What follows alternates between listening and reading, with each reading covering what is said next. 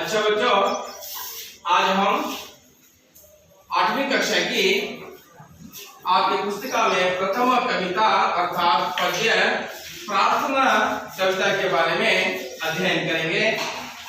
उससे पहले प्रार्थना कविता या पद्य के फलस्वरूप अथवा उसी के माध्यम से पूरक जो आपको कविता हो सकती है, गीत हो सकता है, कहानी हो सकती है या कोई अन्य आप में से कोई बताने वाला हो तो मैं आपको स्टेज पर बुलाऊंगा। आप आकर कहानी हो, गीत हो, आप बोल सकते हैं। चलिए, हाँ, प्रथम कविता प्रार्थना कौन से है? हाँ, प्रार्थना। यहाँ क्या है? संकलित है। यहाँ क्या है? हाँ, संकलित। यहाँ एक कविता, इसका कोई कवि नहीं है। संकलित वह होता है संग्रहित करके लिखा हुआ एक कविता होती है। वैसे ही यहाँ एक आपकी प्रार्थना है, वह एक संकलित है। यहाँ पर कोई भी कवि हो भगवान से प्रार्थना कर रहा है कि हम सच बोलने की आदत डालनी चाहिए। हमारे जीवन में सच के बिना और अन्य कोई को स्थान नहीं देना चाहिए। हम हर दिन प्रतिदिन सत्य ही बोलना चाहिए। किसी को ऊंचा और किसी को नीचा नहीं दिखाना चाहिए। समाज में आपके घर के आसपास पड़ोस में कोई ऊपर कोई नीचे नहीं होता, सब बराबर होते हैं। हाँ, यह सब विषयों को हमें ज्ञात करना है, यह सब विषयों को हम अपने मन में बसा लेना है। इसीलिए भगवान को प्रार्थना करते यहाँ पर एक कवि ने यहाँ एक प्रार्थना कविता आपके लिए लिखा है और अभ्यास के लिए रखा है। इससे पहले इससे संबंधित आप में से कोई अगर गा सकता है, गीत गा सकता है या कहानी बोल सकता है, आप में से कोई हो तो आकर बोलिए। और इससे पूर्णिमा नामक छात्रा ने इसके अंतर्गत एक क्या है आपकी कथा बोलने के लिए आपके सामने, आप ही के कक्षा की छात्रा। आइए, आप ध्यान पूर्वक सुनिए।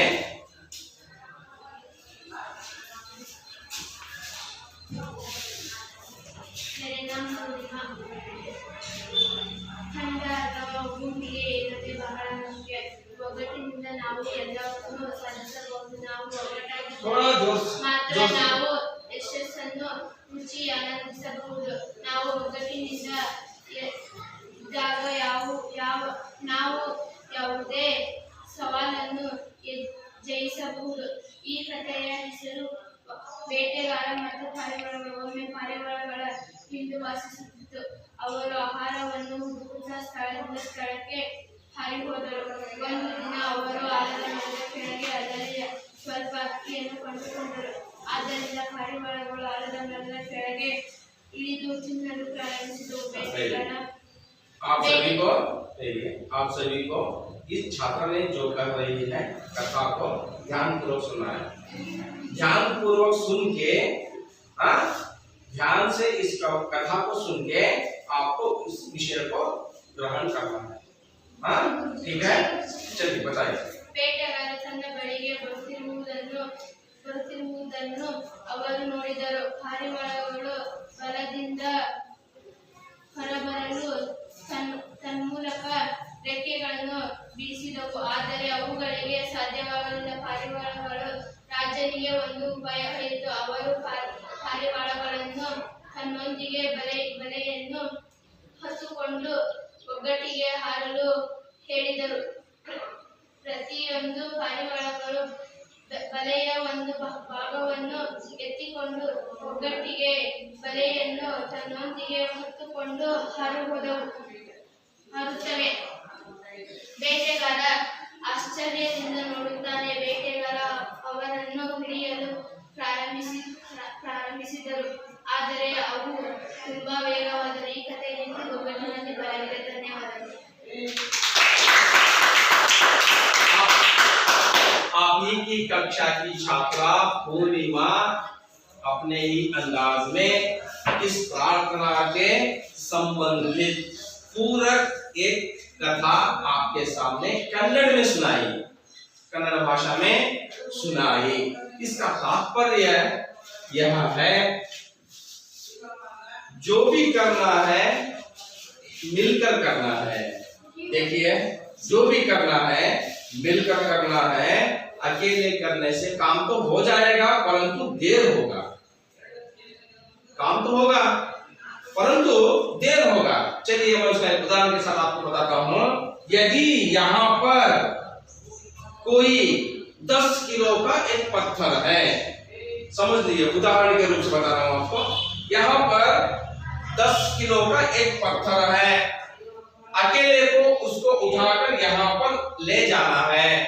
होगा, नामुमकिन तो नहीं है, मुमकिन होगा परंतु समय लगेगा। क्या लगेगा? समय लगेगा। यदि यह 10 किलो का पत्थर कोई 10 छात्र या 10 व्यक्ति एक साथ मिलकर इस पत्थर को उठाएंगे तो 1 मिनट के अंदर अंदर यह पत्थर यहाँ पर ले जाएंगे। मालूम है आपको? इसका कथा मालूम हो गई? ಒಗ್ಗಟ್ಟಿನಲ್ಲಿ ಬರಲಿದೆ. ಒಬ್ಬೊಬ್ಬರು ಮಾಡೋದಕ್ಕಿಂತ ಕೆಲಸ ಆಗುತ್ತೆ, ಕೆಲಸ ಆಗಲ್ಲ, ತಡವಾಗುತ್ತೆ. ಈ 10 kg ಒಂದು ಕಲ್ಲನ್ನ ಇಲ್ಲಿಂದ ಇಲ್ಲಿಗೆ ಹೋಗಬೇಕಾದ್ರೆ ಒಬ್ಬ ವ್ಯಕ್ತಿ ಅರ್ಧ ಗಂಟೆ ತಗೋಬಹುದು, 1 ಗಂಟೆ ತಗೋಬಹುದು. ಯಾಕಂದ್ರೆ ಅವ್ನು ಒಬ್ಬನೇ ಮಾಡಬೇಕು ಕೆಲಸ. ಅದೇ ತರ ಒಂದು 10 ವ್ಯಕ್ತಿ ಜೊತೆ ಸೇರಿ ಅದೇ ಕಲ್ಲನ್ನ ಈ ಸ್ಥಳದಿಂದ ಈ ಸ್ಥಳಕ್ಕೆ ಹೋಗಬೇಕಾದ್ರೆ ಸಮಯ ಎಷ್ಟಿರಬಹುದು? 10 ನಿಮಿಷ ಹಿಡಿಬಹುದು. ನೋಡಿ, ಇಲ್ಲಿ ಏನು ಅನಿಸುತ್ತೆ ನಿಮಗೆ? ಎಲ್ಲ ನೀವು आपने सुना होगा पहले, एक लकड़ी हम उसको तोड़ेंगे तो आराम से टूट जाएगी। एक लकड़ी अकेली, यहाँ एक लकड़ी को आप इस तरह तोड़ेंगे तो टूट जाएगी। 2 लीजिए, थोड़ा बहुत साहस करना होगा। 3 लीजिए, और भी अधिक साहस करना होगा। उसी प्रकार एक झुंड लीजिए, 10 या 15 लकड़ियों को एक साथ मिलाकर तोड़िए, नहीं टूटेगी, नहीं टूटेगी। क्योंकि यहाँ सब लकड़ियों में वकट है। क्या है? वकट है। सब लकड़ियों ने यहाँ मिलकर एक झुंड बना है तो आप उसको तोड़ नहीं सकोगे। मालूम हो गया? इस छात्रा का जो कथा आपके सामने सुनाई, उसकी तात्पर्य मैंने आपके सामने संक्षिप्त रूप में बताया और थोड़ा कन्नड़ में भी बताया। चलिए, इसी के प्रार्थना के संबंधित और कोई पूरक जो विषय, गीत हो, कहानी हो, कथा हो, आप में से आप ही की कक्षा मधु नामक छात्रा आपके सामने सुनाए। मेरा नाम मधु।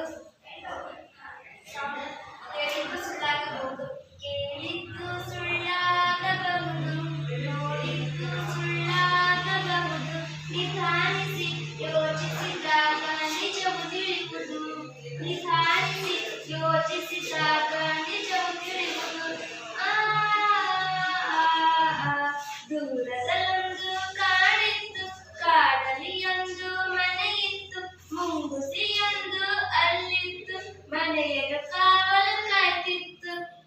ಆ ಮನೆಯೊಡತಿ ಗಂಗಮ್ಮ, ತೊಟ್ಟಿಲವಳ ಕಂದಮ್ಮ, ಮುಂಗುಸಿಯಲ್ಲದೆ ಬೇರೇನು ಮಗುವಿನ ಆಟಿಕೆ ಇಲ್ಲಮ್ಮ.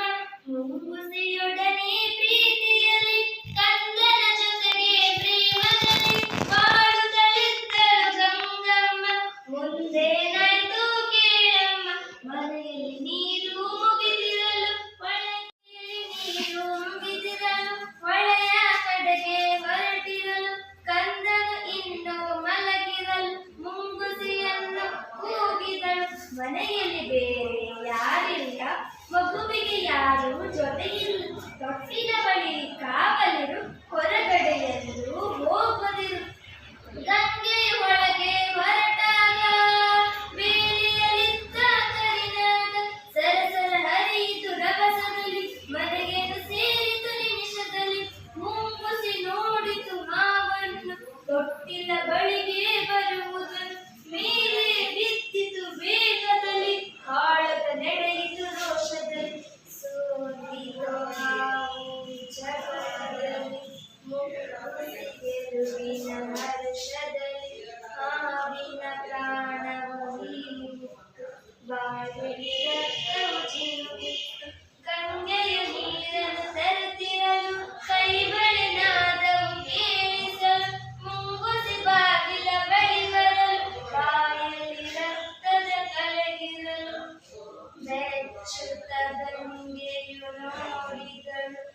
ಕುಂದಿದೆ ಇದು ಮುಂಗುಸಿಯನ್ನು ಚಚ್ಚಿದಳು ಅಳುತ್ತಾ ಒಳಗೆ ಓಡಿದ ತೊಟ್ಟಿಲ ಕಂದನ ನಗುತ್ತಿತ್ತು ನೆಲದಲ್ಲಿ ಹಾವು ಸತ್ತಿತ್ತು ದುಡುಕಿನ ಬುದ್ಧಿಗೆ ಬಲಿಯಾಗಿ ಮುಂಗುಸಿ ಕಥೆಯು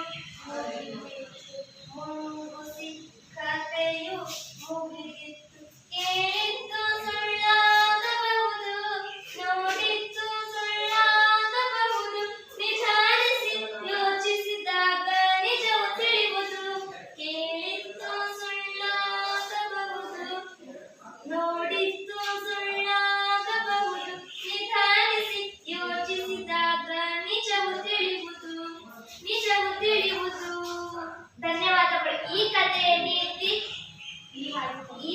ಈ ಹಾಡಿನ ನೀತಿ ಏನೆಂದರೆ ದುಡುಕಿ ಯಾವತ್ತೂ ನಿರ್ಧಾರವನ್ನು ಮಾಡಬಾರದು.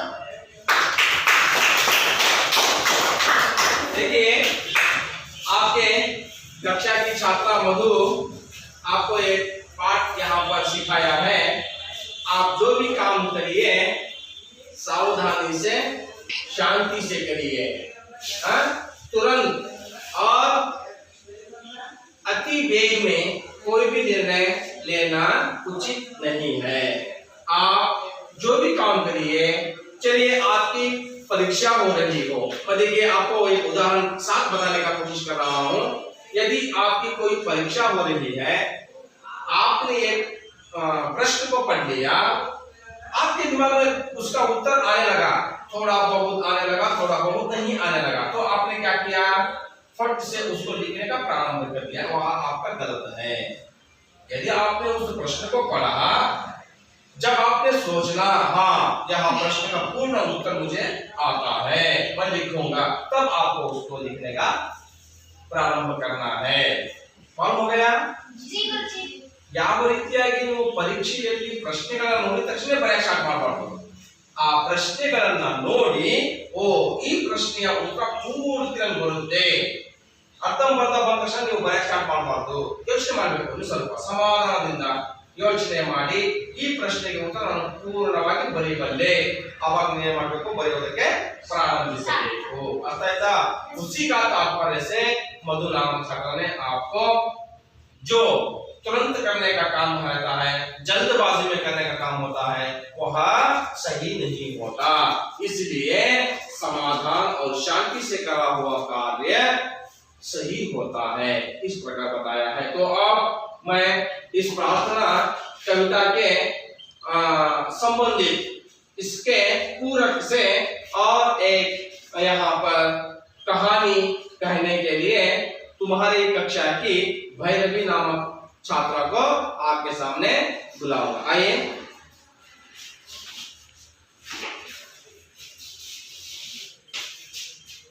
मेरा नाम भैरवी। ಆಮೆ ಮತ್ತು ಜಿಂಕೆ ಕಥೆ. ಒಂದು ಕಾಡಿನಲ್ಲಿ ಒಂದು ಜಿಂಕೆ ಮತ್ತು ಒಂದು ಆಮೆ ವಾಸಿಸುತ್ತಿದ್ದವು. ಜಿಂಕೆಯು ತಾನು ಅತಿ ವೇಗವಾಗಿ ಓಡಬಲ್ಲೆನೆಂದು ಜಂಬ ಕೊಚ್ಚಿಕೊಳ್ಳುತ್ತಿತ್ತು. ಆಮೆ ಮತ್ತು ಜಿಂಕೆ ನಡುವೆ ಒಂದು ಓಟದ ಸ್ಪರ್ಧೆ ನಡೆಯಿತು. ಜಿಂಕೆಯು ಗುರಿ ಕಡೆಗೆ ವೇಗವಾಗಿ ಓಡಿತು.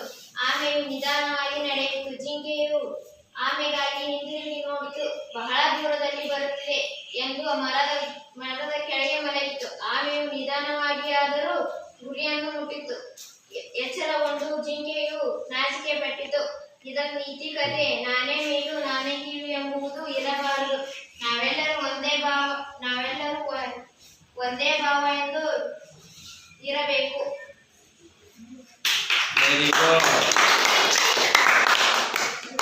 हाँ, देखिए यहाँ पर आपके कक्षा की छात्रा भैरवी ने एक बहुत ही संक्षिप्त कहानी आपको सुनाई। इससे आपको क्या मालूम होता है, यहाँ पर अपने आप पर क्या नहीं होना चाहिए, गर्व नहीं होना चाहिए। कहाँ पर गर्व होना है वहां पर होना चाहिए। देखिए वहां पर किस किस की दौड़ थी, एक आमे का मतलब कन्नड़ क्या कहते हैं, और एक जिनके क्या कहते हैं हिंदी में, हिरन कहते हैं। हाँ, हिरन अर्थात जिंके। अब यहाँ पर आपको एक मालूम होगा, जब इन दोनों की स्पर्धा चल रही तो आपने क्या सोचा होगा? हाँ, जीतेगा ही कौन? कौन जीतेगा? हाँ, हिरण जी ही जीतेगा। परंतु यहाँ जीता कौन? यहाँ जीता कौन इस कहानी में? कौन जीता है? हाँ, यदि आपको मैं इस तात्पर्य को बताने की कोशिश कर रहा हूँ, आप पर अधिक सा आत्मविश्वास नहीं होना है, गर्व नहीं होना है। हाँ, मुझे ऐसा होगा, ऐसा आएगा, मैं बड़ा हूँ, मुझे सब कुछ ज्ञान है। यह अहंकार मनुष्य के अंदर नहीं होना है। यह अहंकार आपको क्या करेगा? नीचा गिराएगा। ನೋಡಿ, ನಾನು ಇದನ್ನ ಹೇಳಕ್ಕೆ ನಿಮಗೆ ಪ್ರಯತ್ನ ಪಡ್ತಾ ಇದ್ದೀನಿ. ಅತಿಯಾದ ಆತ್ಮವಿಶ್ವಾಸ ಮತ್ತು ಅಹಂಕಾರ ಮನುಷ್ಯನಲ್ಲಿ ಇರಬಾರದು. ಈ ಕಥೆಯಲ್ಲಿ ಕೂಡ ಅದೇ ಆಗಿರೋದು. ಆ ಜಿಂಕೆಗೆ ಏನಂತಪ್ಪ ಅಂದ್ರೆ ಅತಿಯಾದ ಅಹಂಕಾರವಿತ್ತು. ಕೊನೆಗೆ ಯಾರು ಗೆದ್ದರಲ್ಲಿ? ಮೊಲ ಗೆದ್ದು. ಆಮೆ ಹೌದಾ? ಆಮೆ ಅಂತ ಗೆದ್ದು ಅಂತಂದ್ರೆ ಅದಕ್ಕೆ ಅತಿಯಾದ ಒಂದು ಆತ್ಮವಿಶ್ವಾಸ ಮತ್ತು ಅಹಂಕಾರ. ಆಮೆ ಯಾವಾಗ ಬಂದ್ರೆ ಬಿಡು, ನಾ ಆರಾಮಾಗಿ ಹೋಗ್ತೀನಿ, ಹೌದಾ? ಈ ಅತಿಯಾದ ಆತ್ಮವಿಶ್ವಾಸ ಮತ್ತು ಅಹಂಕಾರವನ್ನ ಅದಕ್ಕೆ ಸೋಲಿಸಿತು. ಗೆದ್ದಿದ್ದು ಆಮೆ. ಓಟ ಸುಖವಾದ್ರೂ ಪರವಾಗಿಲ್ಲ, ಕೊನೆಗೆ ಗೆದ್ದಿದ್ದು ಅದು. ಹಾಗೆ ನಾವು ಕೂಡ ನಮ್ಮ ಜೀವನದಲ್ಲಿ ನಿಧಾನಿಸಿ ಯೋಚಿಸಿ, ನಿಮ್ಮ ಮಧು ಹೇಳಿದ ಹಾಗೆ ಆ ತರಹ ನಾವೇನ್ ಮಾಡಬೇಕು?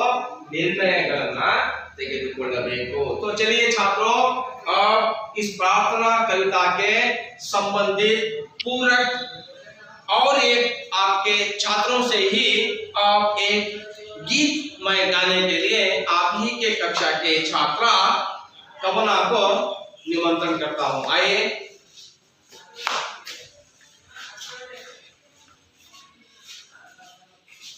मेरा नाम कवना।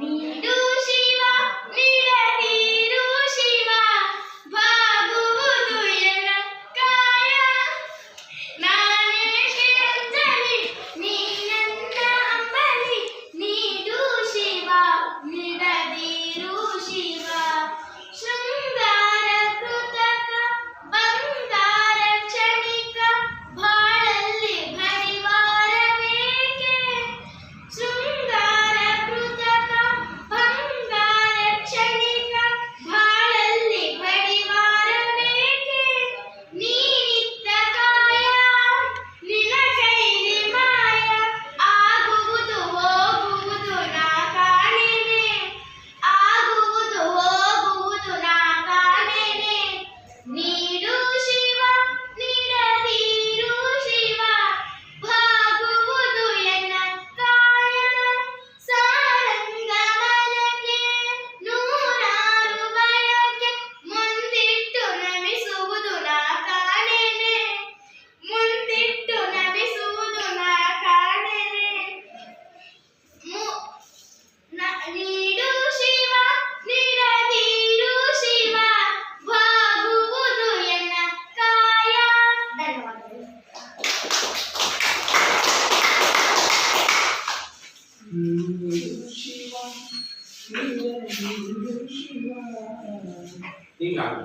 ओके, चलिए। बहुत ही अंदाज में, बहुत ही ट्यून से कवना नामक एक छात्रा ने आपके सामने एक शिव जी को आमंत्रित करने का गीत बहुत ही खूबसूरत से गाया। उस छात्रा को और एक बार धन्यवाद। देखिए, यहाँ पर उस छात्रा के द्वारा गाया हुआ इस गीत में शिव जी को मनाने की प्रार्थना थी, है ना? शिव जी को मनाने की प्रार्थना थी। शिव जी आप हमें और यहाँ पर देखिए,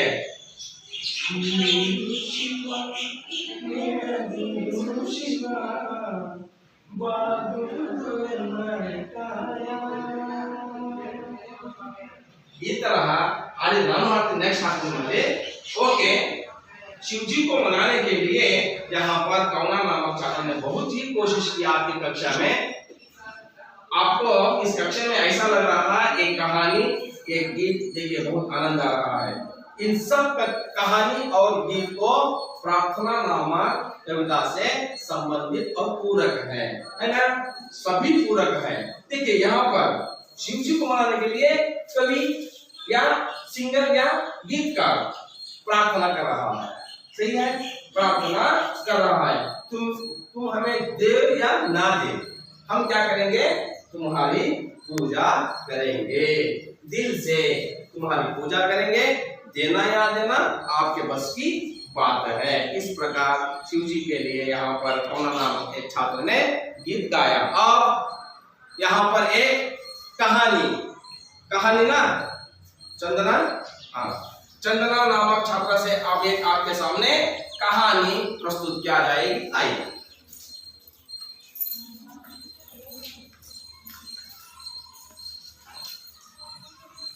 ध्यानपूर्वक उस कथा को ध्यान से सुनिए।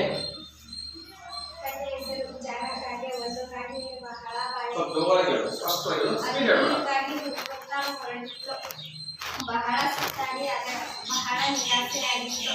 ಅಲ್ಲಿಯೇ ದೂರದಲ್ಲಿ ಒಂದು ಬಿಂದಿಗೆ ಕಾಣಿಸಿತು. ಅದಕ್ಕೆ ಸಂತೋಷ ಉಕ್ಕಿ ಹರಿಯಿತು. ಸಂತೋಷದಿಂದ ಅದರ ಹತ್ತಿರ ಹಾರುತ್ತಾ ಬಂದು ಬಿಂದಿಗೆಯ ಮೇಲೆ ಕುಳಿತುಕೊಂಡಿತು. ಬಾವಿಯ ಹತ್ತಿರ ಇರುವ ಗಡಿಗೆಯನ್ನು ನೋಡಿತು. ಆಗ ಕಾಗೆಯು ಬಂದು ಬಿಂದಿಗೆಯ ಮೇಲೆ ಕುಳಿತಿತ್ತು. ಕಾಗೆಯನ್ನು ನೋಡಿದಾಗ ಬಹಳ ಆಳದಲ್ಲಿ ನೀರಿತ್ತು. ಅದಕ್ಕೆ ಕುಡಿಯಲು ಸಾಧ್ಯವಾಗಲಿಲ್ಲ. ಆಗ ಕಾಗೆಯು ಒಂದು ಉಪಾಯ ಮಾಡಿತು. ಅಲ್ಲಿಯೇ ಪಕ್ಕದಲ್ಲಿದ್ದ ಕಲ್ಲುಗಳನ್ನು ಒಂದೊಂದಾಗಿ ತಂದು ಹಾಕಿ ನೀರು ಮೇಲೆ ಬಂತು. ಆಗ ಕಾಗೆಯು ನೀರು ಹೋಯಿತು. ಆಗ ಕಾಗೆಗೆ ಬಹಳ ಸಂತೋಷವಾಯಿತು. ಈಗ ಮಿಕ್ಕಿ ಸಮಸ್ಯೆ ಬಂದಾಗ ಉಪಾಯದಿಂದ ಗೆಲ್ಲಬೇಕು. धन्यवाद धन्यवाद। बहुत ही अंदाज से आपकी कक्षा की छात्रा चंदना नामक छात्रा ने आपको समझाया कि इसका तात्पर्य यह है कि हम समस्या के समय मात्र भगवान से प्रार्थना करने की इच्छा रखते हैं। हाँ, जो मैंने आपको करने में बताऊंगा तो आप सब कुछ समझ जाएंगे। संकट बंदागा वेंकट रमण, समझ गए आप? हाँ, देखिए यहाँ पर हम संकट बंदागा वेंकट रमण ಆಗಬಾರದು, ಸಂಕಟನು ಬರಲಿ ಸಂತೋಷನೇ ಬರಲಿ वेंकट रमण ಆಗಬೇಕು। आपको मैं समझाने की कोशिश कर रहा हूँ, ध्यानपूर्वक सुनिए। आपको दुख भी है, भगवान की प्रार्थना कीजिए, आपको सुख भी है, भगवान की प्रार्थना कीजिए। दोनों समय भी आप भगवान की प्रार्थना करेंगे तो दुख आपके सामने नहीं आएगा, दुख आपके सामने नहीं आएगा। अब हम कर रहे हैं क्या, दुख में भगवान की प्रार्थना कर रहे हैं, सुख में भगवान की प्रार्थना नहीं कर रहे हैं। इसलिए हम क्या कर रहे हैं, समस्या में उलझ रहे हैं। ನಾವು ಕಷ್ಟ ಬಂದಾಗ ಮಾತ್ರ ದೇವಸ್ಥಾನಗಳ ರೌಂಡ್ ಹೊಡಿತಾ ಇದ್ದೀವಿ, ಸಂತೋಷ ಬಂದಾಗ ಮನೆಯಲ್ಲಿ ಸಂತೋಷಮಯವನ್ನ ಸಂಭ್ರಮವನ್ನ ಆಚರಿಸ್ತಾ ಇದ್ದೀವಿ। ಯಾವಾಗ ನಮ್ಮ ಸಮಸ್ಯೆಯನ್ನ ಈಡೇರಬೇಕು, ಈಡೇರೋದೇ ಇಲ್ಲ। ಯಾಕೆ ಹೇಳಿ, ಸಂತೋಷ ಬಂದಾಗ ದೇವರನ್ನ ಮರಿತೀಯಾ, ಕಷ್ಟ ಬಂದಾಗ ದೇವರನ್ನ ಮರಿ ನೆನೆಸ್ತೀಯಾ, ಆವಾಗ ಭಗವಂತ ನಿನಗೆ ಕಠಿಣವಾಗಿರ್ತಕ್ಕಂಥ ಶಿಕ್ಷೆಯನ್ನೇ ಕೊಡ್ತಾನೆ। ಆದರೆ ನೀನು ಮಾತ್ರ ಅದಕ್ಕೆ ಉದಾಹರಣೆ ಬೇರೆ ಕೊಡ್ತೀಯಾ, ದೇವರನ್ನು ದೂಷಿಸಲಿಲ್ಲ, ಅವಾಗ ಉದಾಹರಣೆ ಬೇರೆ ಕೊಡ್ತೀಯಾ। ಹಾಗಾಗಿ हम जब भी होंगे, सुख हो या दुख हो, दोनों समय में भी भगवान की प्रार्थना करना चाहिए। इस कहानी का तात्पर्य था, वह भी हमारी कविता प्रार्थना से संबंधित है। अब अंत में आपको और एक आपके कक्षा की छात्रा गीत के लिए नव्या नामक छात्रा से मैं निमंत्रित करता हूँ, वह आए अपना गीत सुनाए।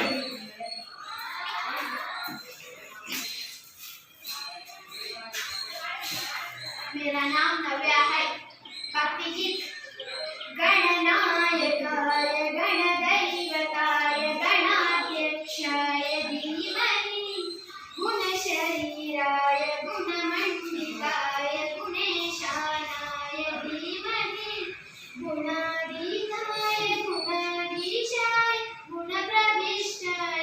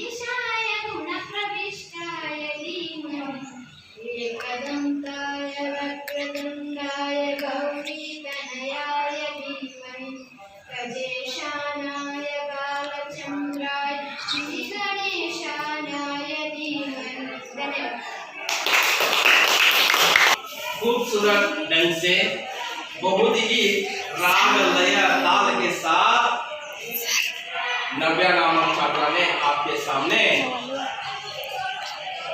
गणेश के बारे में एक गीत प्रस्तुत किया। आपने सुना होगा कितना मन को आनंद मिल रहा था। भगवान की प्रार्थना ही वही होती है, जब आप भगवान की स्मरण में होते हो मन को उल्लास और आनंद मिलता है। आप सब जानते हैं पर भूलते हैं, वह भूल ही आपको अवनति की ओर ले जा रहा है। आप भूलना नहीं है, आप याद रखकर भगवान की स्मरण करना चाहिए। चलिए और अब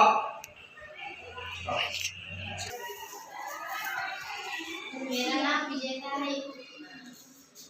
ಒಂದು ಊರಿನ ಕಾಡಿನಲ್ಲಿ ಇಬ್ಬರು ಅತ್ತೆ ಸೊಸೆಯರಿದ್ದರು. ಅವರಿಬ್ಬರಿಗೆ ತುಂಬಾ ಬಡವರಿದ್ದರು. ಅವರು ಮೀನು ಹಿಡಿದು ತಮ್ಮ ಸಂಸಾರವನ್ನು ನಡೆಸುತ್ತಿದ್ದರು. ಒಮ್ಮೆ ಅವರು ಮೀನನ್ನು ಹಿಡಿಯಲು ಹೋದರು. ಆಗ ಮೀನಿನ ಬಲೆಯಲ್ಲಿ ಒಂದು ಮಾಯಾಮೀನು ಸಿಕ್ಕಿತು. ಆ ಮೀನನ್ನು ಅತ್ತೆ ಸೊಸೆಯರು ನೋಡಿದರು. ಆಗ ಮೀನು ಹೇಳಿತು, ನನ್ನನ್ನು ನೀವು ಮರಳಿ ನದಿಗೆ ಬಿಟ್ಟಾಗ ನೀವು ಏನನ್ನು ಕೇಳಿದರೂ ನಾನು ಕೊಡುವೆ ಎಂದಿತು. ಆಗ ಅತ್ತೆ ಕೇಳಿದರು, ನಮಗೆ ಒಂದಷ್ಟು ಚಿನ್ನದ ನಾಣ್ಯಗಳನ್ನು ಕೊಡು ಎಂದರು. ಆಗ ಸೊಸೆ ಹೇಳಿದರು, ಬೇಡ ಬೇಡ, ನಮಗೆ ತುಂಬಾ ಸಹಾಯವಾಗುವಂತಹ ವಸ್ತುಗಳನ್ನು ಕೊಡು ಎಂದು ಕೇಳಿದರು. ಆಗ ಅದು ಸರಿ ಎಂದು ಸೊಸೆಯ ಮಾತನ್ನು ಒಪ್ಪಿ ಒಂದು ಮಣ್ಣಿನ ಕೊಡವನ್ನು ಕೊಟ್ಟಿತು. ಆಗ ಅತ್ತೆ ಸೊಸೆಯರು ಮನೆಗೆ ಬಂದರು. ಸಂಜೆ ಆ ಕೊಡದಿಂದ ನೀರನ್ನು ತುಂಬಿ ಗಿಡಕ್ಕೆ ಹಾಕಿದರು. ಆಗ ಬೆಳಗ್ಗೆ ಎದ್ದು ನೋಡಿದರು, ಅಲ್ಲಿ ತುಂಬಾ ಬುಟ್ಟೆಗಳಿದ್ದವು. ಆಗ ಎಲ್ಲಾ ಬುಟ್ಟೆಗಳನ್ನು ಅವರು ತೆಗೆದು ನೋಡಿದರು. ಆಗ ಅಲ್ಲಿ ಚಿನ್ನದ ಮೀನುಗಳಿದ್ದವು. ಆ ಮೀನುಗಳನ್ನು ಮಾಡಿ ಅವರು ತುಂಬಾ ಖುಷಿಯಾಗಿದ್ದರು. ಆಗ ತುಂಬಾ ಬಡವರಿಗೆ ಸಹಾಯ ಮಾಡುತ್ತಿದ್ದರು. ಅತ್ತೆ ಸೊಸೆಯರಿಗೆ ಒಂದು ದಿನ ತುಂಬಾ ದುರಾಸೆ ಬಂದಿತು. ನಾವು ಕಷ್ಟಪಟ್ಟು ಮೀನನ್ನು ಹಿಡಿದು ತಂದ ದುಡ್ಡುಗಳನ್ನು ಯಾಕೆ ನಾವು ಅವರಿಗೆ ಕೊಡಬೇಕು ಎಂದು ಬಂದ ಮನೆ ಹತ್ತಿರ ಬಂದ ಭಿಕ್ಷುಕನಿಗೆ ಬೈದು ಕಳುಹಿಸಿದರು. ಆಗ ಕೊಡವು ಬಿದ್ದು ಒಡೆಯಿತು. ಆಗ ಅತ್ತೆ ಸೊಸೆ ಅದನ್ನು ಮುಟ್ಟಿದಳು. ಅದು ಸರಿಯಾಗಲಿಲ್ಲ, ಏಕೆಂದರೆ ಅವರು ಇಲ್ಲಿ ದುರಾಸೆಯರಾಗಿದ್ದರು. ಅದಕ್ಕೆ ಅದು ಸರಿಯಾಗಲಿಲ್ಲ.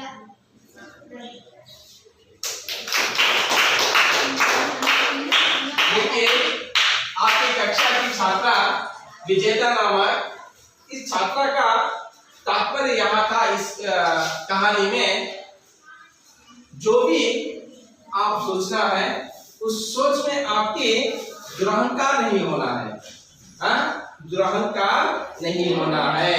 यहाँ पर एक सास और एक बहू, जो आपने कहा है अभी कन्नड़ में अत्ते सೊಸೆ, एक सास बहू माया मछली को पकड़ने के बाद उस माया मछली के वरदान से जो कुछ भी उन्हें मिल रहा था उन सब चीजों को सोने को पाकर वहां एक सास बहू दोनों बहुत खुश थे। और वो दोनों क्या कर रहे थे, उस माया जाल मछली से आने वाले सोना पैसा सब लेकर गरीबों को थोड़ा थोड़ा बांटने की या दान देने का कार्य कर रहे थे। जैसे ही उन्होंने दोनों के मन में यह सोच आई, हम दान क्यों करें, दान करना छोड़ देंगे, हम और भी अधिक अमीर हो जाएंगे, यह सोच उन्हें आई।